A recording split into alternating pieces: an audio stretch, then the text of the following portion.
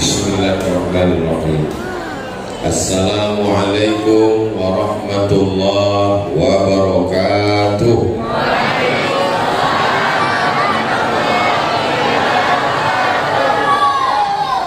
Alhamdulillahi rabbil alamin. Allahumma salli ala sayyidina Muhammad wa ala ali sayyidina Muhammad. Yang sama-sama kita hormati Ketua Pengurus beserta seluruh jamaah Masjid Al-Ansor, Ketua Yayasan Tabung Wakaf Umat, Pimpinan Pondok Pesantren Nurul Azhar, Bapak-bapak, ibu-ibu, hadirin hadirat yang besar tak dibawa gelar, yang kecil tak disebut nama. Insya Allah kita semua dimuliakan Allah Subhanahu wa Ta'ala. Amin ya rabbal alamin. Masjid ini diambil dari 3 huruf: sin, jim, dal. Sajadah, sujud. Walaupun sholat itu ada tegak yang paling lama, ruku, duduk, tasyahud, salam, tapi yang diambil bukan tegak. Yang diambil masjid ini adalah masjid sujud. Kenapa sujud yang diambil? Karena perbuatan manusia yang paling mulia adalah sujud, menempelkan tempat yang paling tinggi kening ke lantai yang paling rendah diinjak-injak kaki. Walaupun pejabat yang datang ke Masjid Al-Ansor ini, walaupun orang kaya, walaupun bangsawan, maka kalau sudah sampai ke masjid ini ditempelkannya keningnya ke lantai. Tak ada tawar-menawar. Tak ada orang kaya datang ke Masjid Al-Ansor, Allahu Akbar, tempel ke dinding. Tidak sah sholatnya, karena mesti menempel ke lantai 7 anggota tubuh: 2 ujung kaki, 2 lutut, 2 tapak tangan, 1 kening. Kecuali yang sakit duduk di atas kursi, maka darurat. Adapun yang sehat walafiat, maka kita menempelkan kening ke lantai sebagai bentuk kepatuhan kepada Allah Subhanahu wa Ta'ala. Kalau sudah masuk ke dalam Masjid Al-Ansor, tak lagi nampak mana yang pejabat, mana yang diplomat, mana yang rakyat jelata, mana yang miskin papa. Semuanya sama di hadapan Allah Subhanahu wa Ta'ala. Maka ketika sampai ke masjid, kita langkahkan kaki kanan masuk ke pintu. Allahumma, lupa pula doa masuk ke sini. Allahumma, ya Allah, iftah, bukakan, li, untukku, abwaba rahmatik, pintu rahmat kasih sayang. Kenapa kita masuk masjid ini minta pintu rahmat?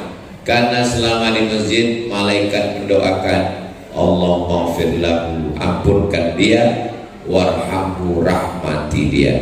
Dan kita duduk antara 2 sujud pun minta itu, Rabbil firli warhamni. 8. Permintaan yang paling banyak dalam sholat bukan waktu iftitah. Permintaan paling banyak bukan waktu sujud, tapi waktu duduk antara 2 sujud. Rabbil firli warhamni wajburni warfa'ni warzuqni wahdini wa'afini wa'fu anni. Banyak orang yang tak ingat apa yang diucapkannya waktu antara 2 sujud, karena dia pun cepat betul. Rabbil firli warhamni wajburni warfa'ni warzuqni wahdini wa'afini wa'fu anni. Begitulah orang masuk ke dalam masjid ini. Masjid tidak ada bawa-bawa suku. Belum pernah saya masuk ke masjid, belum ada lagi sepanjang perjalanan ada tulisan Masjid Minangkabau, suku lain dilarang masuk. Ada. Cara sholat pun khusus, Allah nan gadang bana. Kalau sudah masuk ke masjid, mau Batak, mau Melayu, mau Sunda, mau Jawa, mau Bugis, mau Banjar, semuanya mengatakan Allahu Begitulah seragamnya kita. Sholat di Papua dengan sholat di Maroko sama. Di Papua subuh 2 rakaat, di Maroko subuh 2 rakaat. Subuh, zuhur, asar, maghrib, isya sama semuanya. Masjid tempat orang bersujud, tanah yang paling mulia inilah tanah masjid. Itu tanah rumah-rumah keliling ini. Ini kalau kita meninggal dunia, surat tanah berganti menjadi milik orang lain. Bapak yang dulu membeli tanah panjang, tanah peta, bapak yang mencari arsitek, yang mencari tukang gambar, mencari tukang rumah. Tapi begitu kita mati, surat tanah namanya berubah, dialih nama BPN, Badan Pertanahan Nasional. Nama yang ada di STNK BPKB surat mobil berganti nama orang lain, bawa ke kantor Samsat, difotokopi KTP dengan akte kelahiran kakak, ganti nama orang lain. Jangankan surat tanah sama surat mobil, motor, surat nikah pun berganti. Nama bapak di surat nikah itu hanya bertahan 4 bulan 10 hari. Sesudah itu ibu pun mengganti dengan nama Brownies, Brondong Manis. Hari ini bapak boleh tersenyum, tapi malam nanti berpikir juga betul juga.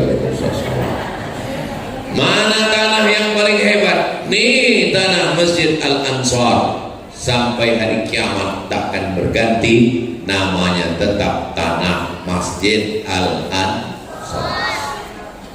Tolong pengurus-pengurus masjid cek lagi surat tanah masjidnya. Yang belum balik nama, segera balik nama. Caranya cari yang berwakaf dulu, ajak ke kantor KUA, akta ikrar wakaf.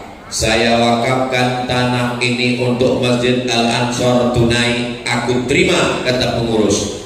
Keluar secari kertas, namanya akta ikrar wakaf, yang dikeluarkan kantor KUA, kantor urusan agama. Dari kantor KUA dibawa surat tadi ke BPN, Badan Pertanahan Nasional, berubahlah nama surat tanah.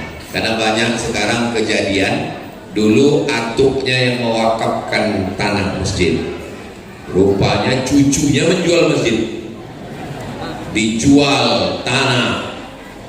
Datang pengurus komplain, itu wakaf atukmu dulu. Mana buktinya? Ada hitam di atas putih, tak ada yang bisa memberikan surat. Kata mereka, itu ada masjid di atasnya milik kaum muslimin. Ambillah masjidnya, tanahnya punya saya. Akhirnya viral video, dijual tanah masjid, dibeli sama orang kaya, rupanya untuk konten. Bisa terjadi, maka segera diurus. Kenapa?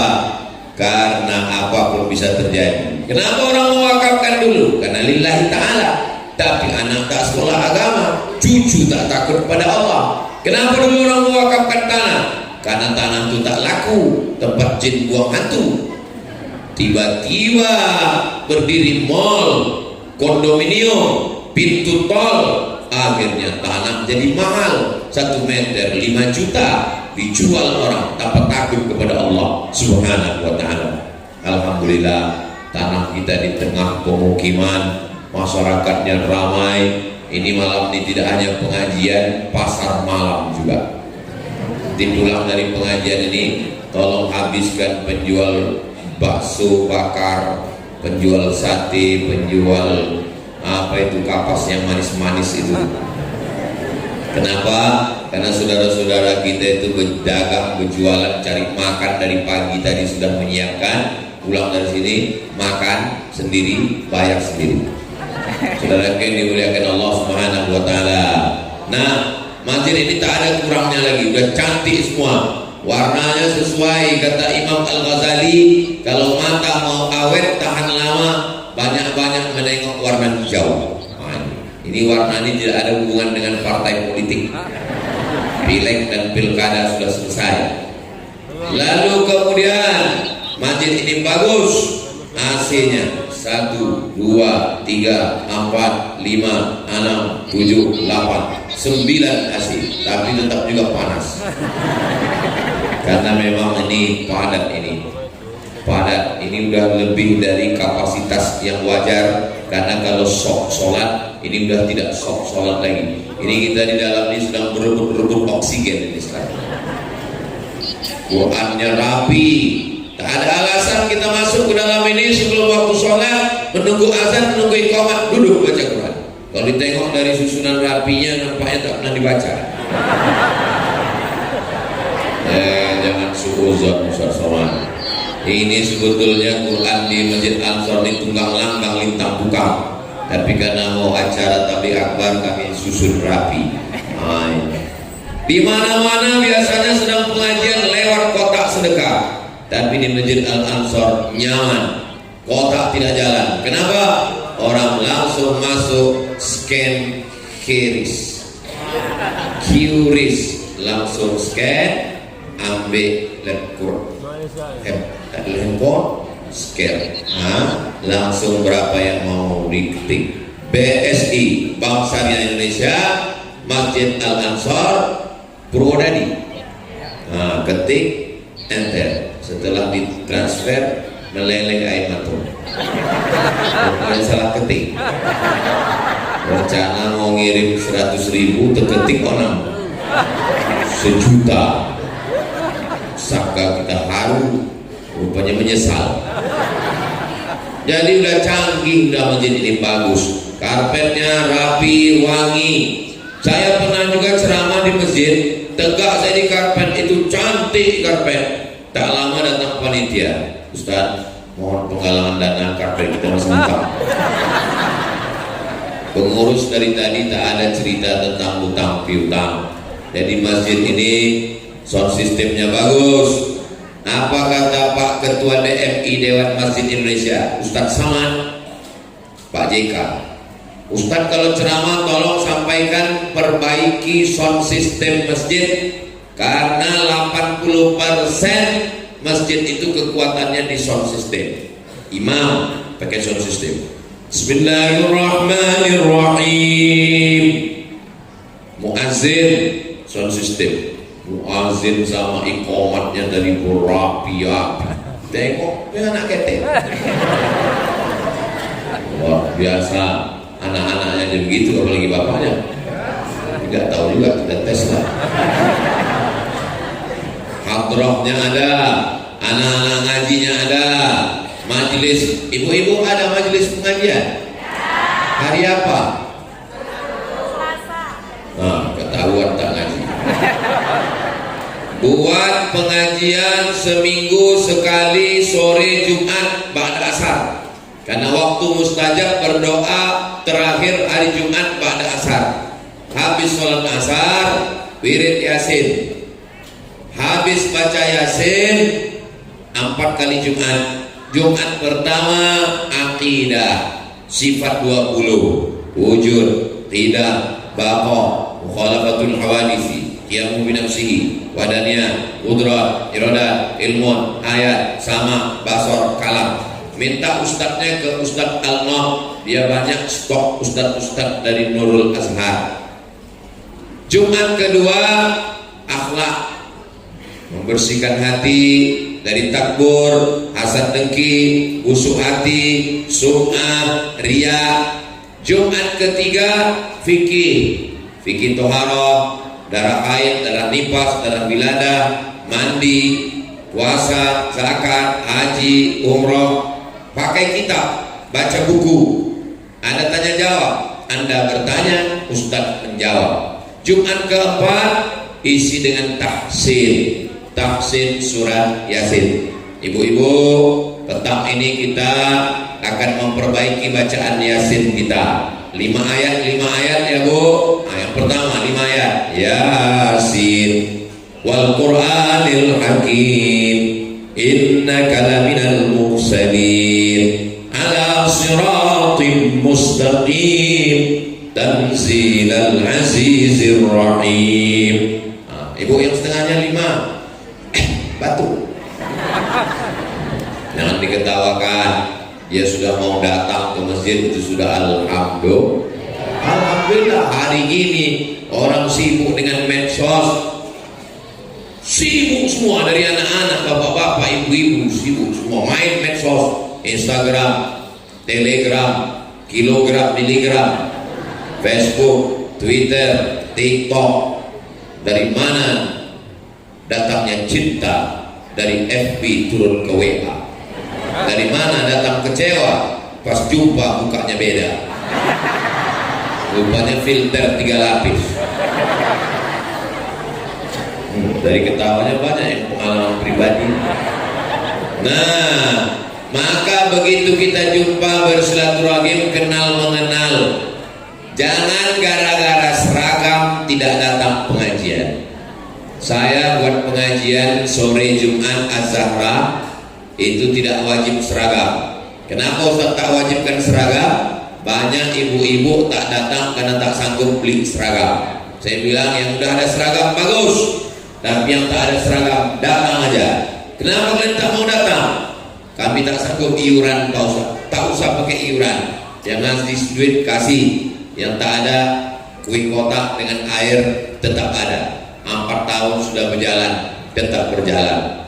Banyak orang dihalang-halangi mau buat pengajian, terhalang karena seragam, terhalang karena PIN, terhalang karena organisasi pengurus, ketua, sekretaris, bendahara. Itu bukan wajib. Yang penting ngaji, pengajian.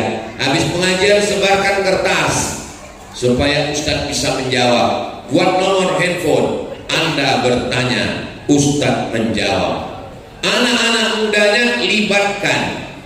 Anak muda buatkan kursus multimedia supaya anak-anak muda punya channel. Tonton kajian Masjid Al-Ansor di channel Al-Ansor Purwodadi. Subscribe, like, share, and comment. Nah, jadi sehingga kajian-kajian itu tidak hilang, bisa ditonton ulang. Nanti kalau anak-anak muda remaja Masjid Al-Ansor mau pelatihan multimedia, bagaimana cara syuting, bagaimana cara editing, bagaimana cara uploading, bagaimana cara mengelola Instagram, TikTok, nanti minta ke Ustadz Alno biar dikirim kemarin untuk anak muda pelatihan. Kenapa anak-anak muda ini tidak mau ke masjid?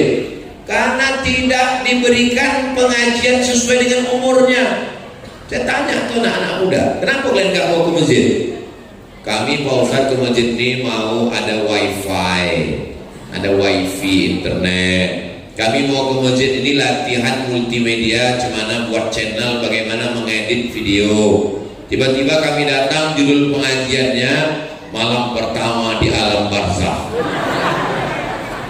Horor masjid. Begitu masuk laman masjid langsung nampak kendaraan jenazah. Masuk ke dalam masjid cerita mati aja. Padahal dakwah itu artinya, dakwah itu dari bahasa Arab. Da'a yad'u, dakwah secara bahasa dakwah itu artinya ad-da'watu ila ta'am. Dakwah artinya undangan makan. Maka dakwah itu undangan makan aslinya. Kalau ada dakwah berarti ada makan. Apakah di Al-Ansor ini ada makan? Untuk jamaah saya nggak tahu, saya udah tadi. Besar-besar potong daging kambing di dalam. Bapak Ibu yang dimuliakan, memang saya pertama tadi saya tengok kecil kali ruangan Al-Ansor nih. Ruangannya kecil, kambingnya besar. Bapak Ibu yang dimuliakan Allah Subhanahu wa taala. Jadi ibu-ibu usahakan 4 kali pertemuan. Akidah, akhlak, fikih, tafsir. Perbaiki bacaan. Jangan malu, jangan segan, jangan sungkan. Nah, untuk bapak-bapaknya buatkan kajian khusus. Bapak-bapak yang mengajar di sini ada baca kitab Arba'in Nawawi 40 hadis. Ada Maulana Farhan, ada alumni Al-Azhar ahli bidang akidah. Namanya Ustadz Al-Fitri, adik kelas saya, orang Kuntu, alumni dari Al-Azhar Kairo Mesir, mengajar di sini. Ada Sunan Al-Mustafa mengkaji Sahih Al-Bukhari. Kitab yang paling sahih di dunia ini adalah Sahih Al-Bukhari. isinya 7.275 hadis. Nah, itu dikaji di Masjid Al-Ansar. Jadi tidak ada halangan. Nah, cuman saya tanya pengurus, gimana perkembangan pengajian di Masjid Al-Ansar ini Pak Ustadz? Kadang-kadang Ustadz tuh merasa sedang di RRI Pak Ustadz. 3 di kanan, 3 di kiri. Tapi malam ini ramai. Nah, ini insya Allah nanti berkelanjutan lah sampai istiqomah semuanya insya Allah. Kalau kita tidak mulai datang ke masjid mengaji maghrib ke isya, kalau bisa buat pengajian jangan sesudah isya, karena kalau dibuat maghrib ke isya, saya dulu di pengajian rutin-rutin di Pekanbaru sekitar Riau, saya minta pengajiannya dari maghrib ke isya. Kenapa? Karena kalau dari maghrib ke isya otomatis jamaah sholat 2 kali, maghrib berjamaah, isya berjamaah. Dari maghrib ke isya ngaji 45 menit, sholat isya, habis sholat isya tanya jawab. Anda bertanya, Ustadz menjawab. Pakai kertas, jangan langsung. Kenapa?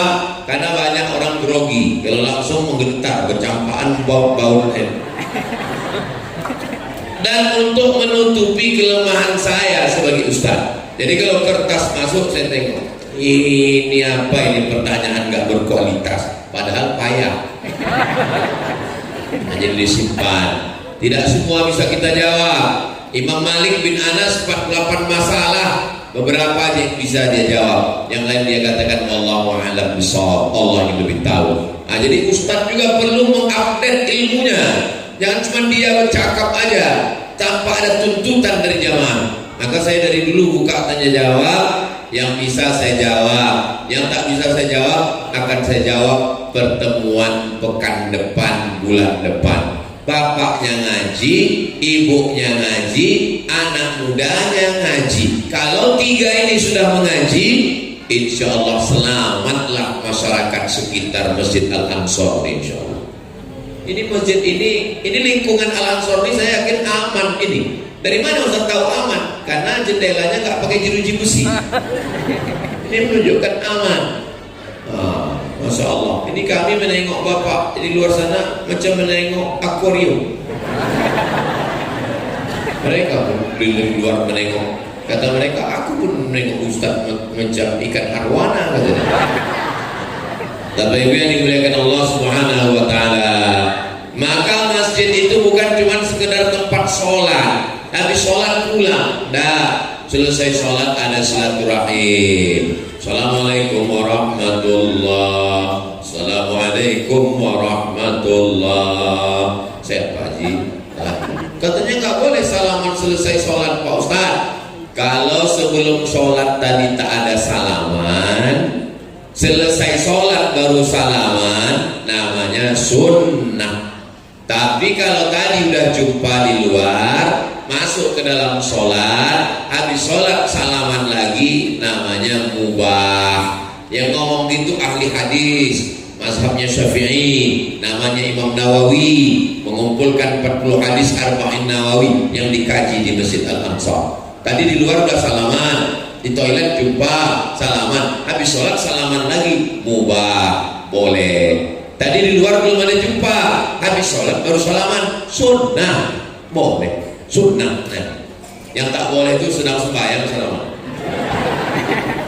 Siapa ada batal sholat karena dia haram ke ajnabiyah, gerakan di luar sholat. Dulu sahabat Nabi itu jumpanya di masjid, jumpa di masjid, tengok kanan, oh masih ada, tengok kiri, oh masih ada.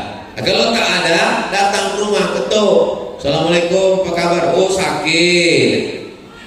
Ada salam, ada kalam, ada mendoakan. Zaman dulu gitu. Kalau orang tidak ke masjid berarti sakit. Orang sekarang terbalik. Kalau tak ke masjid berarti rezeki udah lancar. Dulu waktu susah 7 kali ke masjid. Subuh, zuhur, asar, maghrib, isya, tahajud, witir, duha. Begitu rezeki lancar sekali setahun. Idul Adha ambil kupon. Bapak Ibu yang dimuliakan Allah Subhanahu Wa Taala. Jangan sampai seumur hidup ke masjid cuma 2 kali. Pertama, waktu akad nikah. Kedua, sholat jenazah. Mau jadi apa kita? Ada rumah pensiunan pejabat di Pekanbaru. Mati bininya, meninggal istrinya. Datanglah jamaah kita, Pak, kita bawa jenazah istri bapak ke masjid, kita sholatkannya. Jangan bawa istri saya kulit. Marah dia. Saya tanya, kenapa dia marah? Kami pun tak tahu Pak Ustaz. Jangan bawa istri saya kulit. Rupanya dia tak pernah masjid. Malu. Orang kalau sudah terbiasa ke masjid, sebelum pensiun ke masjid, udah pensiun ke masjid, nggak masalah. Tapi kalau sebelum pensiun tak pernah ke masjid, itu mau melangkahkan kaki ke masjid itu sungkan, segan, malu. Mau masuk ke masjid itu tengok-tengok, seakan-akan biji mata orang tengok dia semua. Tapi kalau udah terbiasa ke masjid, cuek aja, biasa aja. Tapi kalau tak terbiasa ke masjid, begitu selesai tak aktif lagi mau ke masjid, sungkan, akhirnya malu ke masjid, duduk di rumah. Pagi nonton TV, siang nonton TV, malam nonton TV, nonton tinju Mike Tyson. Kalah Mike Tyson, kuman darah tinggi, mati. Mau jadi apa kita? Ramai di tengah kesunyian, sunyi di tengah keramaian. Kota Pekanbaru yang ramai, penduduknya 1,2 juta orang, tinggal di komplek ramai, tapi sunyi di rumah sendirian, hanya menonton sinetron, film hantu lah. Pas mau tidur datang hantu tuh. Saudara yang dimuliakan Allah Subhanahu wa taala, maka tidak ada yang paling nyaman, indah kecuali datang ke masjid. Pas ada pengajian, duduk. Saya tak tahan Pak Ustaz pengaji ini, mengantuk saya Pak Ustaz. Ya tidur. Saya belum pernah lagi dalam sejarah pengajian marah dengan jamaah tidur, belum pernah. Tontonlah semua video saya. Belum pernah saya mempermalukan jamaah. Kenapa tuh tidur? Tak pernah. Kenapa? Karena saya jumpa orang kaya, rumahnya besar, mobilnya banyak, duitnya banyak, nggak bisa tidur berhari-hari. Pergi ke rumah sakit Jalan Ahmad Yani, jumpa Pak Dokter Darisman, dikasih obat tidur satu papan, barulah bisa tidur. Nama penyakitnya insomnia. Jam 2 malam berkedip-kedip biji mata tak mau tidur. Makanya kalau ada jamaah itu tidur waktu saya sedang pengajian, itu berarti hatinya sudah tenang. Berarti pengajian itu sudah masuk ke lubuk hatinya yang paling dalam. Apa yang mau kita cari hidup ini? Yang mau kita cari hidup ini kan tenang kan? Orang kaya beli mobil mahal supaya apa? Supaya tenang. Buat rumah megah 2 lantai 4 lantai, yang mau dicari itu apa? Tenang. Menikah itu tujuannya apa? Sakinah. Sakinah itu apa? Tenang. Tak juga tenang. Pergi ke diskotik, pergi ke night club, pergi dugem dia duduk sambil gemetar. Nyanyikan lagu dangdut tak tenang, nyanyi lagu rock tak tenang, nyanyi lagu jazz tak tenang, nyanyi heavy metal tak tenang, nyanyi R&B tak juga tenang. Akhirnya makan pil anjing gila, abang enggak? Sabu-sabu, narkoba, itulah fitnah akhir zaman. Padahal ketenangan itu hanya didapatkan di masjid. Datang ke masjid, duduk, baca Quran, baca Yasin, berzikir, istighfar 100. Astaghfirullahaladzim, astaghfirullahaladzim, astaghfirullahaladzim, astaghfirullahaladzim. Apa gunanya tasbih yang banyak di rumah itu? Pergi umroh beli tasbih 100, habis dikasih ke tamu, ke tetangga, ke kawan, tinggal 1 digantungkan di mobil. Mobil bertasbih, orangnya masuk neraka. Cabut, ambil, pakai bertasbih, istighfar 100, sholawat 100, astaghfirullahaladzim, sholawat, Allahumma sholli ala Sayyidina Muhammad wa ala ali Sayyidina Muhammad. Yang ketiga, afdalul dzikri fa'la, yang paling afdal adalah la ilaha illallah. Kalau diperturunkan mata menengok handphone, ada radiasi ke biji mata, maka payah tidur. 10, jam 11, jam 12, jam 1, jam 2 tak tidur. Pertama menengok handphone, lama-lama handphone itu menengok dia. Jam 2 baru tidur. Kalau udah jam 2 tidur, 3, 4, 5 3 jam tak akan kuat, pasti terlambat subuh. Kalau udah terlambat subuh, berentetlah ke masalah yang lain. Subuh terlambat, kerja terlambat, macet, tak mandi pula, hanya pakai parfum, lupa gosok gigi. Orang senyum, awak senyum, rupanya senyum orang sudah lain. Merempet kemana-mana, menjadi masalah. Tapi kalau tidur cepat, ini balik dari sini jam 10, pengajian setengah 9, setengah 10 selesai, pulang ke rumah jam 10 tidur. Saya nggak bisa tidur cepat Pak Ustadz, matikan handphone. Tidur cepat nggak bisa juga tertidur Pak Ustadz, matikan TV, matikan laptop, matikan komputer semua. Nggak bisa tidur, matikan lampu. Laki saya bercakap, matikan dia. Suruh dia mau tidur. Tak juga bisa tidur, makan antimo. Belah dua makan, supaya cepat tidur. Siang jangan banyak tidur. Kenapa? Biar cepat tidur malam. Kalau makan setengah antimo, jangan makan 2 papan. Idul Adha baru bangun. Tidur ini wajib kata dokter 8 jam. Kalau tidak tidur 8 jam kena penyakit 6L, lemah, letih, lesu, letoy, loyo, lunglai. Maka ada kebutuhan badan. Tidur sudah cukup, bangun subuh, mandi bersih. Terapi mandi subuh. Saya tak pernah meninggalkan subuh tak mandi. Tak bisa saya sholat subuh tak mandi, bergetah badan saya macam ikan lele kena oli rasanya. Jadi kalau bangun pagi saya mesti mandi. Walaupun saya ceramah ke Papua, ke Sulawesi, kemana-mana, bangun pagi mandi, tidak pakai air hangat, air dingin, segar. Setelah mandi itu baru sholat. Sholat yang pertama sholat sunat wudu. Usolli sunnatal wudu raka'ataini lillahi ta'ala.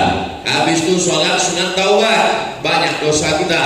Usolli sunnatat taubat. Habis itu sunat hajat. Habis itu sholat sunat tahajud. Habis tahajud di ujung barulah minta hajat kepada Allah. Usolli sunnatal hajat. Apa hajatnya? Sebut dalam hati. Nanti disebutkan terdengar kawan pula, gak enak. Habis itu baru kemudian ditutup dengan sholat witir. Menunggu azan subuh, zikir, istighfar, sholawat, la ilaha illallah. Tak lama terdengar suara tarhim. Assalatu wassalamu alaik. Langsung datang ke masjid. Sampai di masjid, tahiyat al masjid, duduk, baca yasin, baca Quran. Terdengar azan, sambut azan. Allahu akbar, Allahu akbar, Allahu akbar. Jangan cerita ketika azan. Kata Imam As-Suyuti, orang yang cerita ketika azan dikhawatirkan matinya su'ul khatimah. Mudah-mudahan kita semuanya husnul khatimah. Kayak kalau ada kawan ngajak cerita, Allahu akbar, Allahu akbar. Situ pula dia cerita, apa kata Allahu akbar. Yang dilawan ini bercerita, Asyhadu anna Muhammadar Rasulullah. Asyhadu anna Muhammadar Rasulullah. Allahumma sholli ala sayyidina Muhammad. Sampai akhirnya la ilaha illallah. Allahumma rabb hadhihi ad-da'wati tammah was-salatil qa'imah ati sayyidina Muhammadan al-wasilata wal fadilah wasyarafa wad darajata al-'aliyata ar-rafi'ah wa ba'athu Allahumma maqaman mahmudan alladhi wa'anta. Kalau hafal, kalau tak hafal gerak-gerak lain dulu. Malu kan, tua gak tahu apa. Tanya kawan, apa yang kau baca tadi? Ada lah. Tapi kau baru tobat. Ya, untuk pertama nih apa dia dulu, pura-puranya dulu. Bukan wajib, sunnah. Baik, siapa yang menyambut azan ditutup dengan doa wasilah, wajibat lahu syafaati, wajib dia mendapatkan syafaatku. Mudah-mudahan kita semua termasuk yang dapat syafaat Nabi Muhammad SAW. Dah 24 jam terjaga subuh. Orang zaman dulu pagi sholat subuh di masjid, balik sholat subuh, sarapan di rumah sama anak bini. Habis itu baru pergi ke sawah. Nanti pas siang mandi dia di sawah, sempat makan siang sama bini, datang bini bawakan rantang ikan asin sama kangkung, sempat makan di pondok, enaknya. Habis itu pulang petang, asar di rumah, maghrib di rumah, isya di rumah. Orang sekarang belum ayam berkokok dia udah bangun, kata ayam, kalau dia pergi bangun cepat, takut macet, tinggal di kota metropolitan Jakarta, Surabaya, Medan, Pekanbaru, berangkat macet, jam, sholat subuh tinggal, sholat zuhur meeting, rapat, evaluasi, kejar target, sholat asar tinggal, sholat maghrib macet, sholat isya sholat aja dia tinggal, Tuhan aja dia sia-siakan, apalagi kamu. Ini manusia modern zaman sekarang. Berangkat pagi, anak masih tidur. Pulang sore, anak sudah tidur. Tak pernah jumpa. Orang zaman dulu, pagi sebentar di sawah, jaga toko, pulang. Malam habis isya, pulang dari surau, mati lampu. Anak 10. Kenapa? Tak ada TV, tak ada hiburan. Orang sekarang nonton TV, tengok laptop, tengok Instagram, tengok ini, tak sempat, sibuk, kan tak bisa dikirim melalui Bluetooth. Lalu bagaimana kehidupan orang modern ini?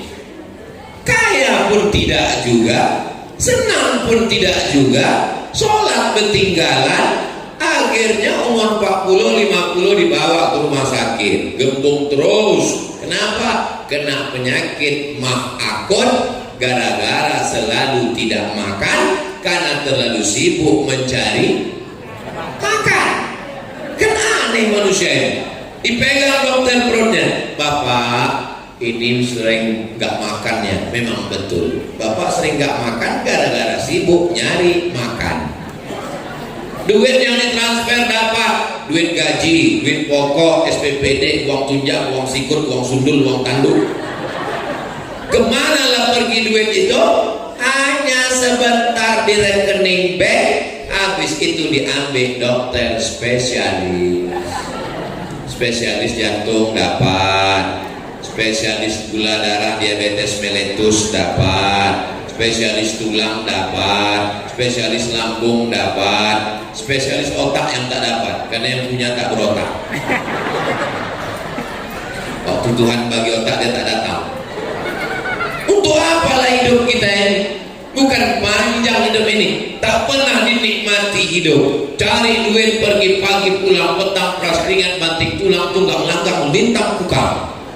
Anak tak jumpa, pakai narkoba, keluyuran tak tentu arah, bini pun jarang jumpa, tetangga pun tak pernah nampak. Akhirnya tetangga tahu mati, barulah oh mati dia udah. Dulu orang kalau mati diiringi dengan tangis air mata, mau nangis tetangga kawan mengantar jenazah. Sekarang orang komplek mati langsung dipoto, foto upload, innalillahi wa inna ilaihi rajiun. Amin amin amin amin amin. Dulu ada yang datang bawa telur ayam, ada yang datang bawa beras, tahlilan 7 malam, malam ketiga bubur kacang hijau, malam ke-7 potong ayam. Zaman sekarang la salam wala kalam. Mau jadi apa manusia modern ini? Padahal indahnya persaudaraan itu adalah ketika kita bersama di masjid. Saya merasakan sudah keliling berputar kemana-mana. Indahnya hidup itu adalah ketika kita sedang duduk bersama di masjid, bersama dengan orang baik-baik, bersama dengan lingkungan kawan. Alhamdulillah di Masjid Al-Ansor itu masih terjaga dan terpelihara. Kenapa dari tadi kami tengok Ustaz Somad nih megang mikrofon nih pakai tangan kanan, baru dapat cincin baru. Dikasih sama bapak angkatan udara tadi, carinya saya ke dalam. Mana Ustaz Somad? Hubungan kepada Allah di masjid sudah, tapi kepada tetangga, kepada jiran, kepada kawan, macam mana mengeratkannya? Tahadu, saling berbagi hadiah. Tak saling berbagi hadiah, kamu akan berkasih sayang. Kalau kita dikasih hadiah, pakai. Saya dikasih hadiah baju, ini dikasih orang, mereknya Casio, kasih orang. Saya pakai, kan nampak kebesaran kan? Habis saya pakai, saya tanya istri saya, "Cuman nampak kau?" Saya bilang, katanya macam anggota dewan, aku tengok. Gak apa-apa lah aku pakai. Kenapa kalau tak saya pakai ini? Kalau saya pakai kan ditontonnya, oh dipakai Ustaz baju yang aku kasih. Kalau tak saya pakai, apa kerjanya? Udah dijual Ustaz tuh. Orang suka kalau yang kita kasih itu dipakai. Wa amma bi ni'mati rabbika fahadis. Ke tetangga, aku tak kaya Pak Ustaz, tak bisa ngasih baju, tak bisa ngasih cincin. La tahtiranna minal ma'rufi syai'a. Jangan sepelekan perbuatan baik. Sekecil apa? Antal qa'a biwajhin talqin. Jumpa dengan orang wajah cerah. Tak bisa ngasih duit, tak bisa ngasih gulai, tak bisa ngasih makan, tak bisa ngasih cincin, tak bisa ngasih baju. Jumpa dengan wajah cerah. Kalau bahasa kampung awak, keep your smile. Kalau saya tengok dari senyum jamaah Al-Ansor ini, orangnya tak ada utang. Dari mana Ustaz tahu? Orang kalau ada banyak beban, nggak bisa senyumnya lepas macam ini. Dia tertahan. Jadi saya kan lepas, itu makanya. Mudah-mudahan yang ada utang segera dilunaskan Allah.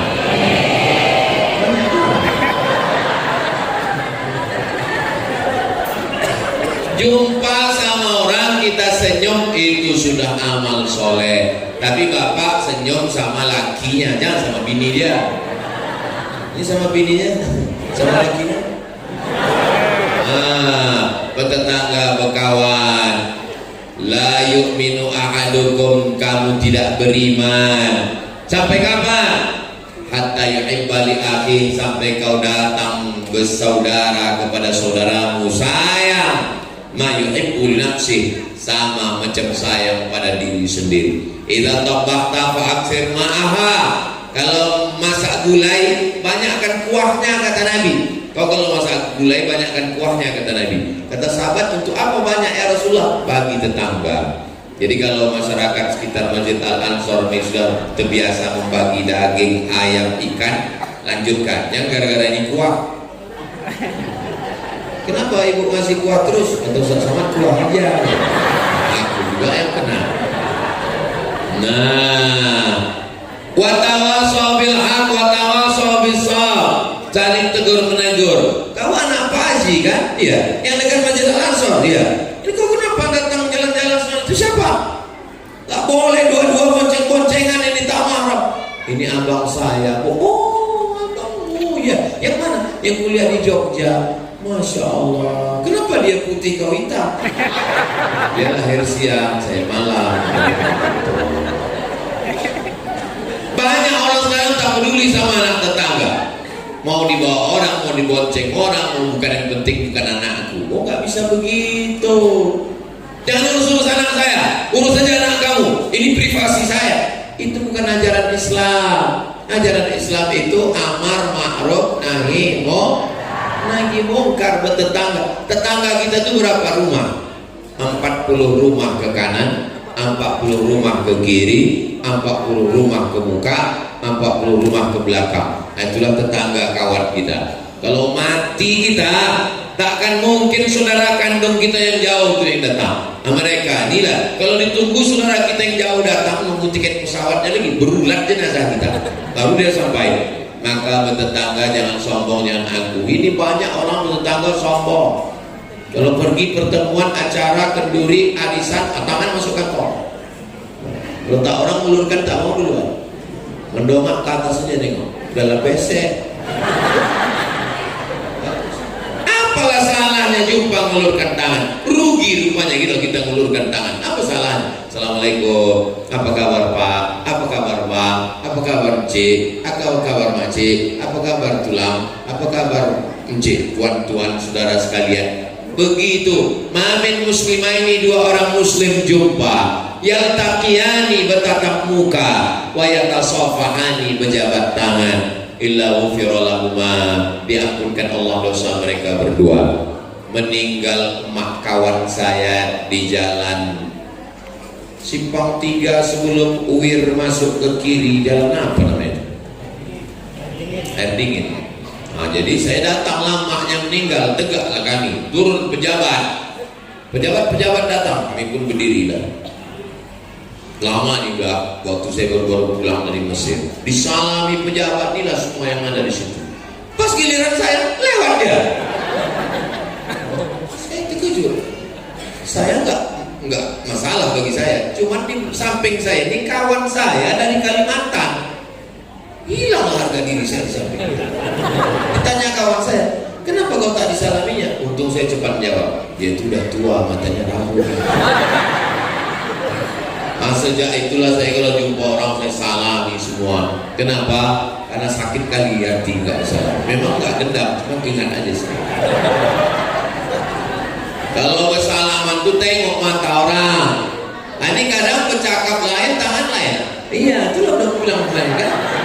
Ke sana, lambung sampai petangnya lebih apa aja. Ya kalau ke tangan, kalau dicucuk hidungnya. Tengok muka orang itu, apa kabar Pak? Apa kabar Bu? Sehat Bapak? Maka anak-anak kita ini kita ajarkan begitu. Ini sekarang banyak bahasanya karena kemarin pendidikan yang pakai online, bahasanya bahasa WhatsApp. Apa kabar? Sehat. Sudah berapa lama? 2 hari. Kita kalau ngomong itu kan ada ujungnya. Sehat Pak, sehat Bu, sehat Bang, sehat Dek. Sekarang tak ada intonasi, macam ngomong sama Google. Tak ada intonasi, tak ada senyum, tak ada tegur sapa. La salam wala kalam. Mengucapkan salam pun jangan-jangan lama-lama salam ASS WNWB. Gimana kita mau bisa punya perasaan? Manusia ini membedakan dia dengan robot itu karena ada tutur kata, ada budi bahasa, ada perasaan. Kalau tidak nanti kita jadi alat listrik, jadi produk Jepang semua kita. Apa beda kita dengan Robocop Transformer? Kita ini masih manusia. Ini yang di hadapan saya ini kan manusia semua kan? Manusia. Ada di sini yang diciptakan dari besi. Mana ada? Kita ini semua diciptakan dari tanah. Lalu yang disombongkan itu apa? Kalau ada orang di komplek Masjid Al-Ansor disombong, tanya dia, Bapak tercipta dari apa? Aku dari tanah. Kok sombong? Sombong. Kalau memang betul manusia itu dari tanah, kenapa sifatnya beda-beda? Ya sesuai tanah kan beda juga. Kawan saya itu Pak Ustaz, iuran ditimpakan ke saya, semua kesulitan ditimpakan ke saya, semua masalah ditimpakan ke saya. Dia dari tanah, cuman dari tanah longsor. Itu mau menimpakan beban aja bawaannya. Nah, jadi kita ini yang membuat kita dikenang baik itu karena budi bahasa, tutur kata, sopan santun, toto kromo kata orang Jawa, tata krama kata kita orang Melayu. Maka ini kita jaga dengan baik. Ja'alnakum syu'uban wa qabaila, bersuku-suku, berbangsa-bangsa. Siapa yang paling mulia di antara kita? Apa kata orang Melayu? Ini bumi lancang kuning. Ini adalah negerinya orang Melayu. Ini adalah tanah kami. Tapi orang Melayu menerima siapapun yang datang ke Pekanbaru. Jalan yang paling besar, paling panjang di Pekanbaru adalah Jalan Jenderal Sudirman. Sudirman itu orang Melayu atau orang Jawa? Orang Jawa. Itu menunjukkan orang Melayu terbuka kepada siapapun. Ada orang Jawa di sini? Pripun kabare, panjenenganipun ape? Sae. Banyak juga keluarga Jenderal Sudirman. Masuk kita ke Jalan Jenderal Sudirman. Sebelum sampai ke Tugu Zapin, belok kiri tengok gedung tertua terbesar, gedung kebanggaan orang Riau. Gedung apa namanya? Kaharudin Nasution. Orang apa itu? Mandailing Natal, Tapanuli Selatan. Di sampingnya gedung tinggi besar, gedung Suman HS. Kasibuan, sastrawan Melayu. Oh, yang menuliskan pantun-pantun Melayu itu adalah Raja Ali Haji. Raja Ali Haji Bugis, Makassar. Artinya apa? Siapapun yang datang ke bumi Melayu ini, selama dia berbahasa Melayu, di mana bumi dipijak, di situ langit dijunjung. Di mana jantan bertanja, di situ perempuan bertudung. Begitulah kita tinggal di bumi Melayu ini. Maka apapun suku, Pekanbaru penduduknya 1,2 juta orang. Suku yang paling banyak nomor 1 Minangkabau, nomor 2 Jawa, nomor 3 Melayu. Ustaz tahu dari mana? Datanglah ke sensus penduduk. Saudara yang dimuliakan Allah Subhanahu wa taala, artinya kita sudah bersama membaur, dan kita semua yang paling mulia. Inna akramakum indallah, yang paling mulia di sisi Allah bukan suku, tapi atqakum, orang yang paling takut, yang paling takwa. Maka tanamkanlah ke dalam diri anak kita takut sama Allah, takut sama CCTV, mati dimakan tikus kabelnya. Takut sama KPK, orang KPK pun tidur. Takut sama polisi, polisi juga manusia. Tapi kalau takut sama dia, siapa dia? La ta'khudhuhu sinatun. Anak ibu ajarkan itu. Nah, jangan kau korupsi, jangan kau makan haram, takut kau sama Allah. La ta'khudhuhu sinatun wala naum. Begitu. Ini banyak orang tua ngajarkan anak cepat tidur, ada hantu. Nah, itu maka orang kita dipercaya sama hantu. Saudara yang dimuliakan Allah Subhanahu wa taala. Apa nih Ustaz? Oh, pertanyaan. Patutlah datang pertanyaan. Rupanya 15 menit lagi waktu habis. Saya sudah daftar umroh, tapi duit belum ada terkumpul. Maksudnya baru bayar DP mau berangkat umroh. Mohon doanya supaya istri dimudahkan. Istri sudah daftar umroh. Mudah-mudahan doanya supaya istri dimudahkan untuk umroh. Nanti di akhir majelis kita sama berdoa supaya semua hajat-hajat kita dimudahkan Allah Subhanahu. Bagaimana hukum jual beli online yang tidak langsung terlihat barangnya, selama transaksi itu tidak mengandung 3? Pertama, tidak ada gharar, gambling, judi tak jelas. Yang kedua, tidak ada zulm, aniaya. Yang ketiga, tidak ada yang namanya ghish, tipu, maka akadnya sah. Jadi misalnya saya mau membeli peci, saya mau beli peci merah online, saya cari peci merah online. Nah, saya tengok ada perwakilannya di Pekanbaru. Kalau nanti tiba-tiba yang datang ini tak sesuai, yang mau dipesan merah hati, yang datang merah tai ayam. Harus sesuai. Kemana kita komplain? Nomornya ada apa tidak? Perwakilan di Pekanbaru ada apa tidak? Karena kebanyakan masalah judi online tak sesuai dengan judi online pula. Jual beli online tak sesuai dengan ekspektasi, tak sesuai dengan yang dibayangkan. Maka hukum asalnya akadnya sah. Di mana akadnya? Kan ada syarat jual beli di situ. Aku beli barang ini dengan harga 50.000 tunai, aku jual. Akad itu ada namanya ijab qabul, tapi ada namanya baik bil mu'athah. Ijab qabul itu. Nah, saya beli duku di pinggir jalan, mau pergi ke Rokan Hulu, nampak saya langsat, berhenti, saya bayar. Bapak kok, mak, 50.000, saya kasih duit 15.000. Waktu saya ambil, apa kata dia? Jual yo. Saya bilang beli. Nah, maka saat jual beli itu akad. Nah, ketika online, gimana mau bilang jual belinya? Itulah dia waktu kita mengklik itu. Waktu mengklik, apakah Anda suka barang ini? Yes. Apakah ukurannya cocok nomor 9? Yes. Apakah warnanya sesuai dengan keinginan Anda? Yes. Nanti kalau tidak sesuai, komplain ke nomor ini. Yes. Perwakilan kami di Pekanbaru ada di Jalan Purwodadi dekat Masjid Al-Ansor. Iya, beda ya.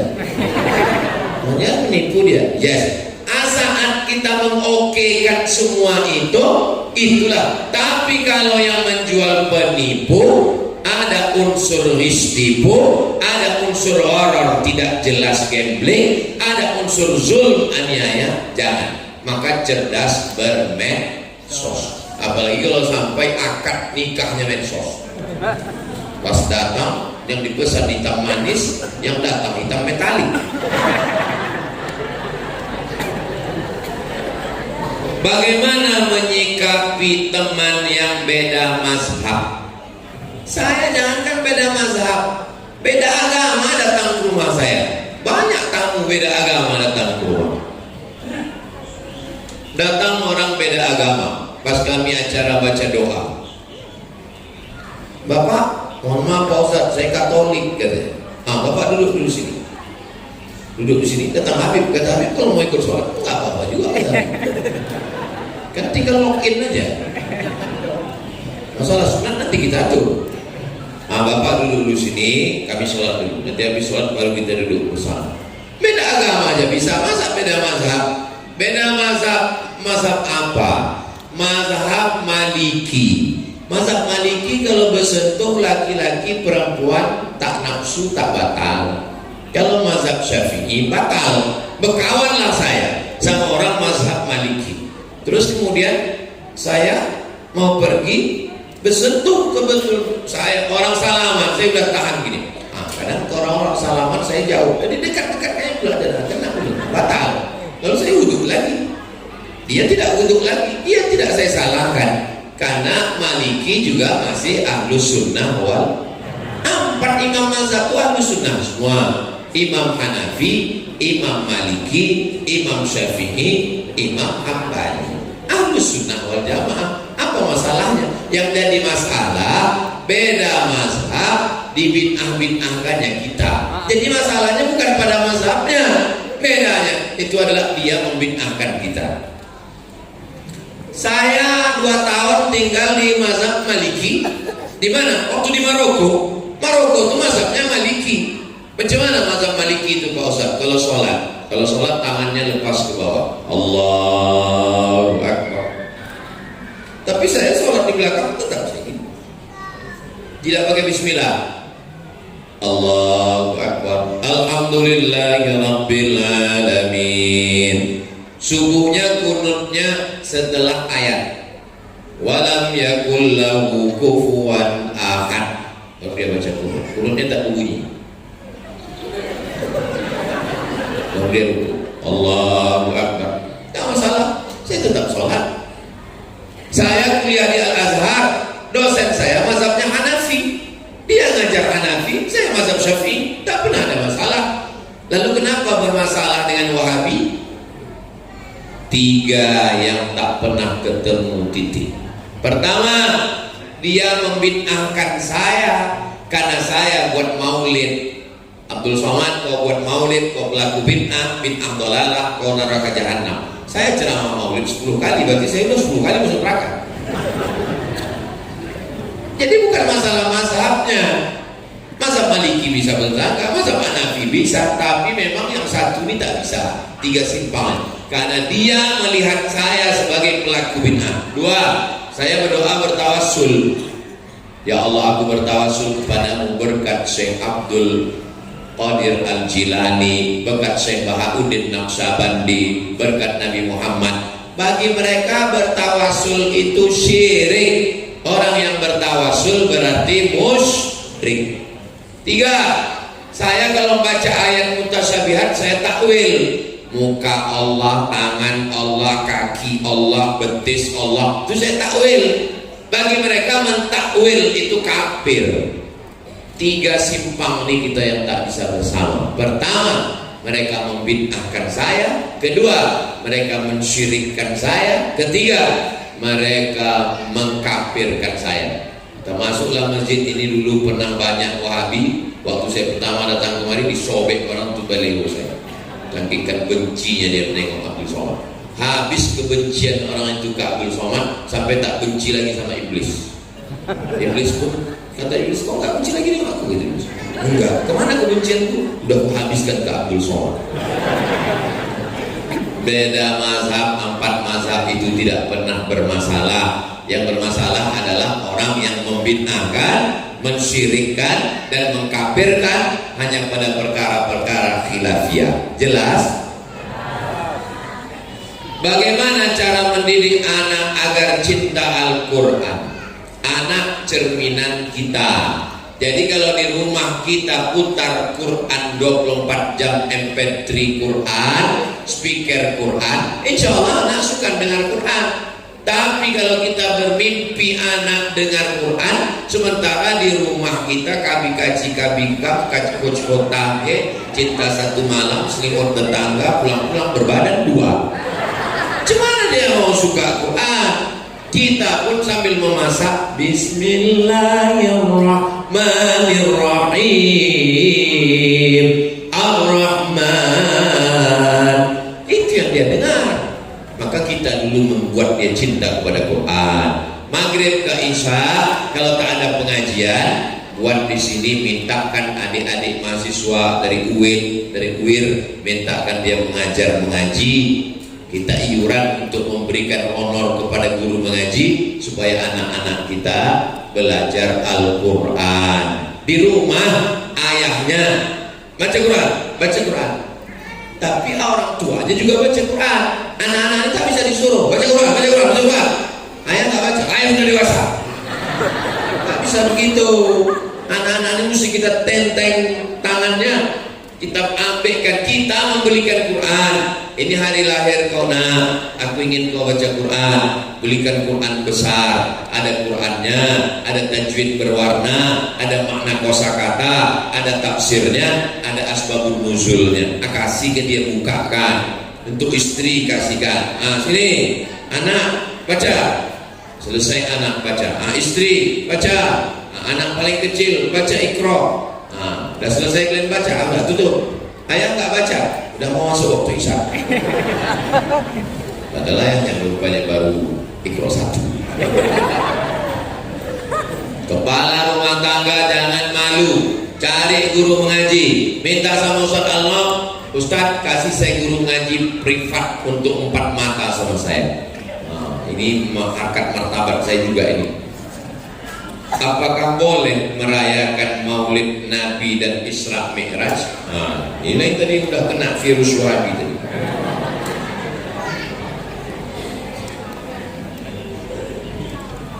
Maulid Nabi masih fokus atau tidak? Masih konsen? Tanggal 10 Zulhijjah kita puasa atau tak puasa? 10 Zulhijjah, 10 Muharram puasa atau tak puasa? Puasa. Kenapa kita puasa 10 Muharram? Karena Allah, kalau saya bertanya, kalau saya jawab, itu saya jawab sendiri. Saya nggak pernah mempermalukan jamaah. Kenapa kita berpuasa 10 Muharram? Karena hari itu Allah menyelamatkan Nabi Musa dan menenggelamkan Fir'aun. Peristiwanya kan sudah terjadi ribuan tahun yang lalu kan. Nanti kalau Muharram 10 Muharram 2025 kita puasa atau tidak? Puasa. Padahal peristiwanya kan sudah terjadi kan.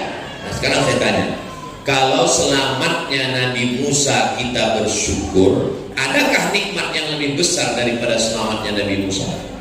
Ada. Apa itu? Lahirnya Nabi Muhammad sallallahu alaihi wasallam.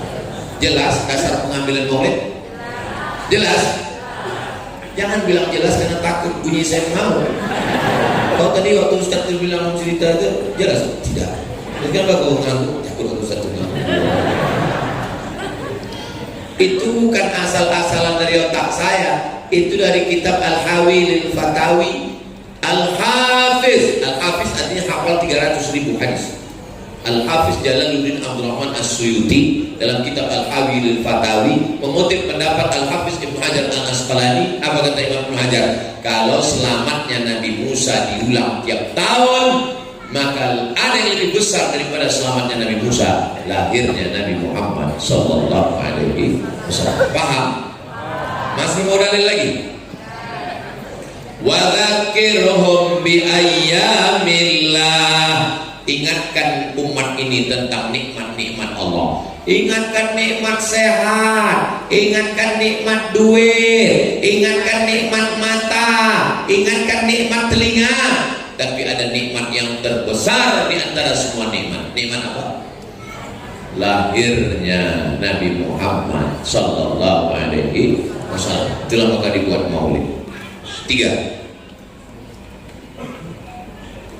Ketika sahabat Nabi sekaligus pakcik Nabi namanya Abbas bermimpi, riwayatnya ada dalam Sahih Bukhari. Abbas bermimpi berjumpa dengan saudara kandungnya namanya Abu Lahab. Ditanyanya dalam mimpi itu, "Hai Abu Lahab, kau di mana sekarang?" Kata Abu Lahab, "Ya masuk neraka lah. Tabat yada abi lahabil." Khuffifa alayya fi kulli itsnain li'taqi Suwaibah. Tapi azabku diringankan setiap hari Senin karena aku membebaskan Suwaibah. Waktu Nabi lahir, yang membawa berita itu namanya Suwaibah. Siapa namanya? Suwaibah. Datang Suwaibah. "Wahai Tuan Abu Lahab, ya, keponakanmu sudah lahir. Siapa namanya? Laki-laki apa perempuan?" "Laki-laki." Kata Abu Lahab, "Saking senangnya aku keponakanku lahir, adikku sudah mati, gak apa-apa karena anaknya hidup. Maka kau Suwaibah, kubebaskan dari budak." Dibalas Allah, senangnya Abu Lahab setiap hari Senin azabnya diringankan karena senang menyambut kelahiran Nabi Muhammad sallallahu alaihi wasallam. Jelas? Bersairlah ulama namanya Al-Hafiz Al-Maqdisi dalam 6 bait syair. "Idza kana hadza kafiran jaa dhammuhu tabas yadahu fil jahimi mukhlida ata annahu fi kulli yawmin itsnaini abada yukhaffaf anhul adzabu masruran bi ahmada fa kaifa billadzi tula umruhu fa kaifa billadzi tula umrihi bi ahmada masruran wa mata wahida." Kalau Abu Lahab yang dijamin masuk neraka, ringan azabnya tiap hari Senin karena senang menyambut kelahiran Muhammad, apalagi orang beriman yang senang menyambut kelahiran Muhammad dan mati dalam bertauhid. Apalah bertauhid. Jelas? Jadi kalau ada orang nanya, jawab. Saya tidak akan pernah bosan menjawab tentang maulid. Kenapa? Selama mereka tak bosan membid'ahkan, saya pun tak pernah bosan menjelaskan. Ini masalah sama orang ini kan masalah capek aja. Kalau kita capek dia menang. Kalau capek kita, misalnya saya tadi ditanya, "Ustaz tentang maulid," aku udah capek, dah menang dia. Makanya maulid saya jawab terus. Begitu juga maulid. Kalian jamaah Al-Ansar tak buat maulid, kami udah capek, kok sudah menang dia. Makanya kami buat maulid arba'in, 40 malam. Bina.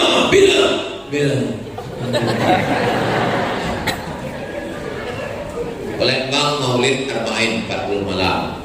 Aceh maulidnya 90 malam. Aceh maulidnya 3 bulan. 1 hari 3 kali. Pagi, siang, malam, cuma makan obat. Makanya di Aceh tak mempan dia capek. Bina. Orang Aceh tak begadang maulid tengah malam, berapa minum kopi Aceh, lapar makan mie Aceh. Mana telawan dia? Kita asam pade kali konek encret sakit kok.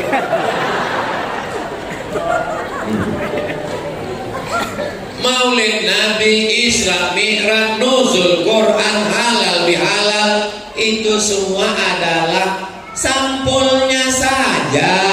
Isinya di dalam apa? Isinya silaturahim, baca Quran, kata sambutan, ceramah, makan, doa. Ada yang salah? Sampulnya aja. Sama macam orang, ini ada ikan, aku gak makan ikan. Aku gak makan ikan, gatal-gatal. Pergi ibu ke dapur, ibu blender kan ikan pakai tepung. Harus gue pepek. kasihkan dia, ambil 3 mangkuk. Sampai dia, itu kan tadi mau makan itu kan ikan. Oh ikannya. Pas bulan Maulid, apa bulan Maulid? Dia buat juga apa? Kajian sirah. Maulid juga lah itu bunga. Kan namanya aja beda. Nampaknya emosi. Apa yang harus dilakukan jika kita merasa sulit istiqomah?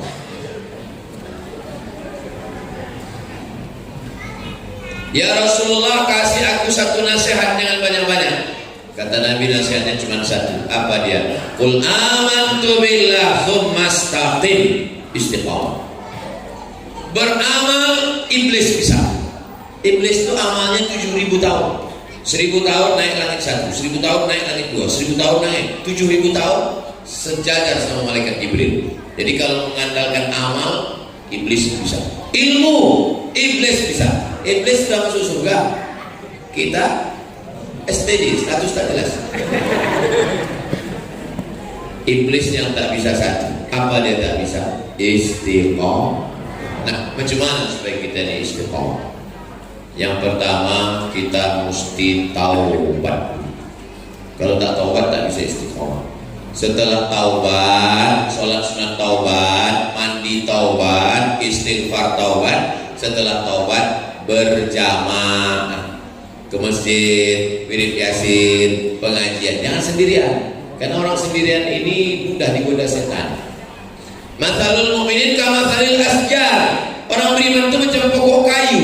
Kalau pokok kayu sendiri datang angin patah, tapi kalau pokok kayu ramai, dia dipukul angin, dia saling bersandar. Ya suddu ba'duhu ba'da, saling menguatkan.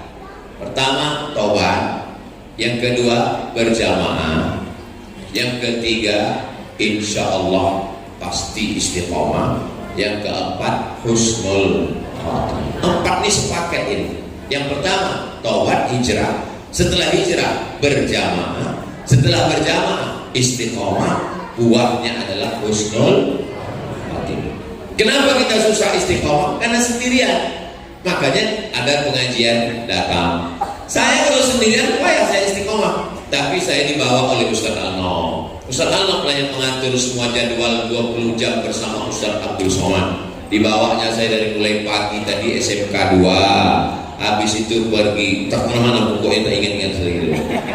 Nah ini pulang, ini malam ini pulang. Besok subuhnya di PTPN. Habis PTPN kemudian endorse pesantren Nurul Azhar tuh. Itu gedung yang mau di-endorse di Simpang Bingung. Nah, nanti Bapak Ibu habis jembatan Leton sampai Simpang Bingung, jangan bingung-bingung lagi, langsung ke situ. Belok kiri sebelum TPU Covid. Nah, itu asrama yang akan selesai, bisa menerima santri bulan Juli nanti insya Allah. Amin. 4 lantai itu naik ke 3 lantai naik ke atas. Kalau Nurul Azhar 1 sudah siap. Pokoknya semua orang yang datang ke Nurul Azhar 1 tuh menengok temboknya, menengok gedungnya, menengok asramanya, terkagum-kagum macam menengok kucing Anggora. Semua ustaz-ustaz hebat-hebat udah kami bawa semua ke sana menengok. Anak-anak gratis 1 tahun 25 orang, 25 orang, 25 orang, 25 orang, 25 orang, 25 orang, 25 orang. Semua duit-duit. Nah, ini malam ini pengajian ini direkam di YouTube. Hasil dari YouTube itu 100% untuk biaya santri, beli beras, gaji guru, untuk listrik, untuk air dan lain sebagainya. Makanya jangan ada fitnah-fitnah. Ini ku tengok duit mobil Ustaz Somad ini dari duit YouTube ini. Dari mana kau tahu? Ku dengar dari bunyi knalpotnya tut.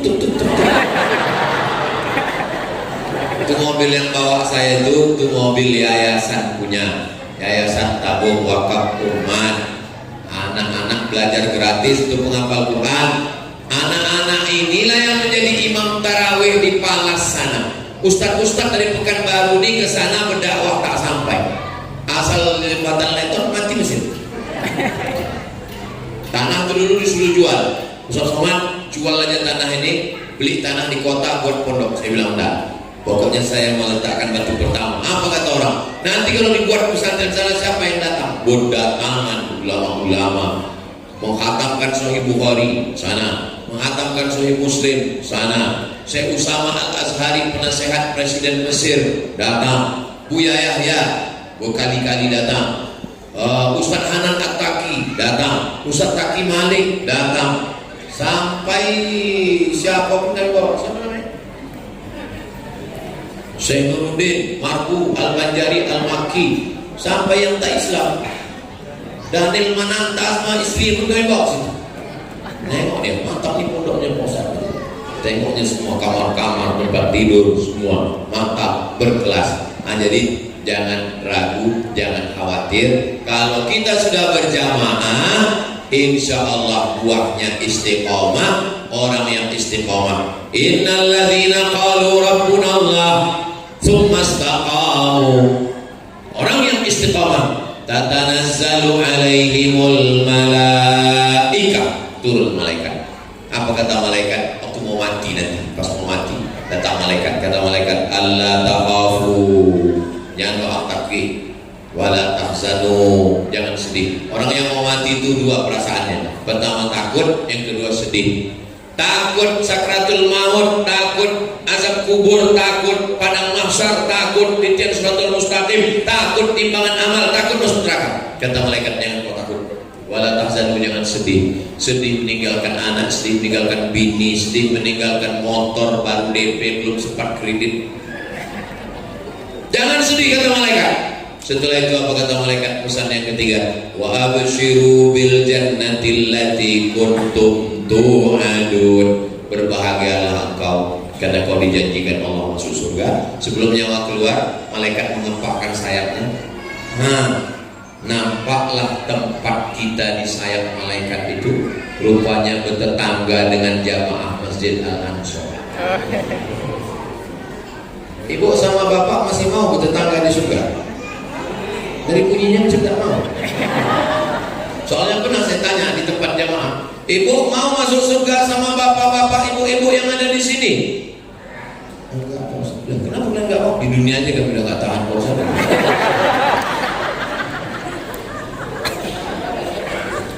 Dikempahkan malaikat sayapnya, disitulah nampak tempat kita di surga. Oh, di saat kita tersenyum menengok tempat kita, disitulah nyawa kita keluar, mati dalam keadaan husnul. Mudah-mudahan kita semua husnul. Kalau ada orang sakit, tengok. Saya dalam sebulan saya usahakan sekali dua kali nengok orang sakit. Kalau dapat saya kabar ada orang sakit, langsung saya ke rumah sakit. Kalau ada orang meninggal, tengok. Syukur-syukur masuk menengok liang lahat, itu membantu kita istiqomah. Kalau jenguk orang sakit, rumah sakit yang terlalu jujur. Oh, kalau bantu ikut, nggak sampai di Jumatnya selesai. Doakan, Ustaz, saya divonis dokter katanya saya mau mati nih Pak Ustaz. Apa? Kapan pula dia jadi juru bicara Tuhan? Dia percaya tuh. Berapa banyak jamaah yang divonis mati, dokternya mati duluan. Bangkitkan semangat dia. Alhamdulillah aku kalau dijenguk Ustaz Somad itu bangkit semangat. Tapi begitu datang yang lain aku down langsung. Kalau ada orang-orang yang membuat down semangat, kunci pintunya nggak masuk. Nah, itu semua menguatkan semangat kita dan menguatkan saudara kita yang kita jenguk. Maka tengok orang sakit, tengok orang meninggal, datang ke liang lahat, tengok kuburan. Menengok kuburan itu melembutkan hati, meneteskan air mata dan mengingat mati. Ada nasihat yang tak berbunyi, tak bersuara, itulah dia kematian. Mudah-mudahan kita termasuk orang yang diberikan Allah mengambil nasihat dari semua ini.